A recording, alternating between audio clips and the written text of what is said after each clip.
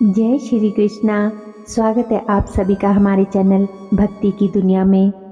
दोस्तों, इस कलयुग में प्राय सभी लोग पूजा पाठ करते हैं, मंदिर भी जाते हैं, दान पुण्य भी लोग कर ही लेते हैं। लेकिन अक्सर लोगों को यह कहते हुए देखा गया है कि बहुत अधिक दान पुण्य, धार्मिक अनुष्ठान और पूजा उपासना के बाद भी उनके जीवन से परेशानियां, समस्याएं दूर होने का नाम ही नहीं ले रही।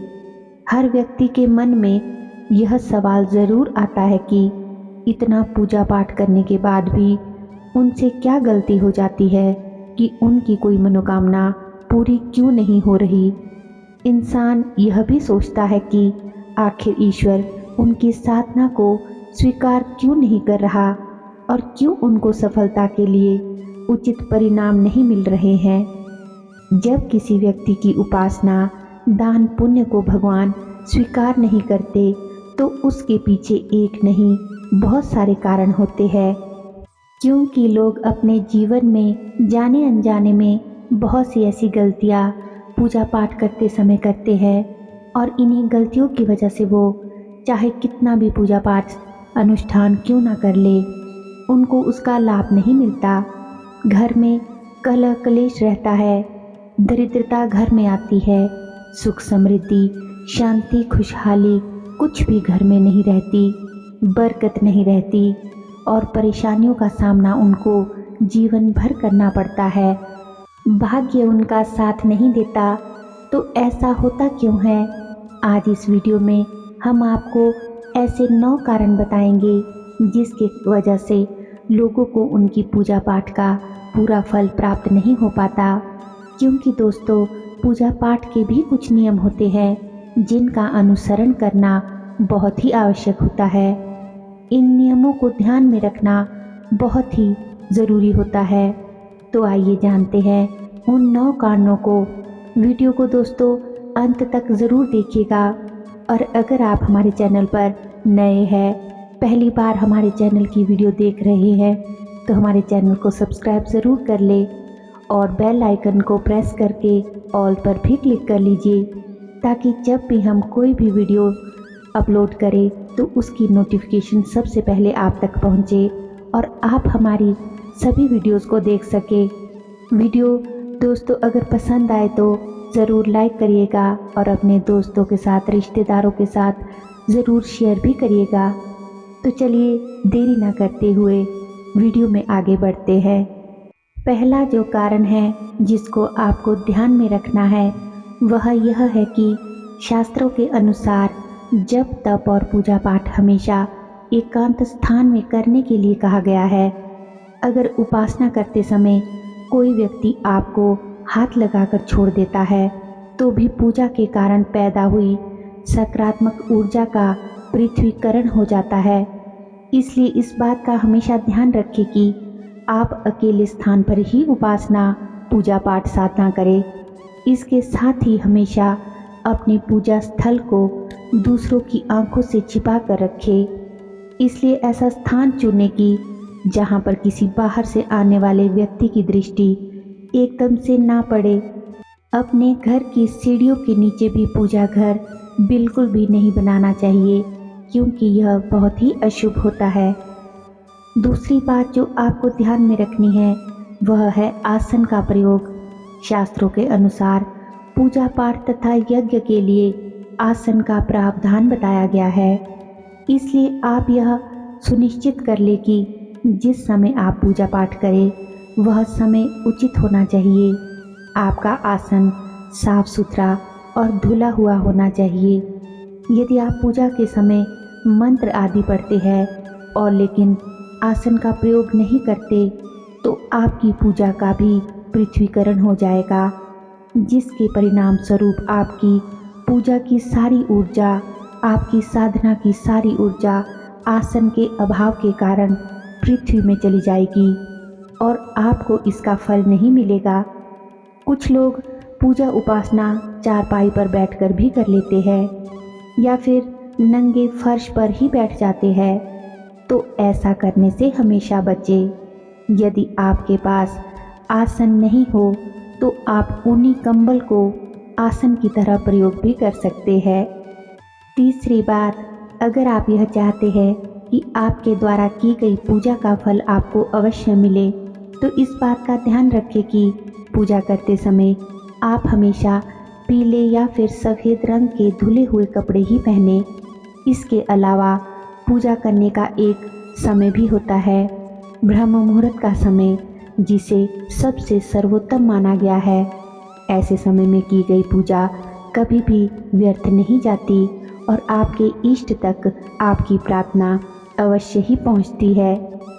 चौथी बात, अगर आप पूजा पाठ कर रहे हैं, साधना कर रहे हैं, तो शास्त्रों के अनुसार आपको अपने खान पान का भी विशेष ध्यान रखना चाहिए। अगर आपके खाने पीने में शुद्धता नहीं होगी तो आपको पूजा का फल बिल्कुल भी नहीं मिलेगा। अपने भोजन में मांस, मदिरा आदि निषेध चीज़ों का बिल्कुल भी सेवन ना करें। लहसुन, प्याज से भी परहेज करें। यह नियम केवल साधक के लिए ही नहीं है, बल्कि साधक के परिवार वालों के लिए भी है। पांचवी बात, सप्ताह में एक बार मौन व्रत अवश्य रखें। दोस्तों, अगर आप ये चाहते हैं कि आपके द्वारा की गई पूजा साधना का पूरा फल आपको मिले, तो आपको इसके लिए सप्ताह में एक बार मौन व्रत अवश्य रखना चाहिए होगा। इसके द्वारा आपका आत्मबल बढ़ेगा और आपके अंदर सहन शक्ति का भी विकास होगा।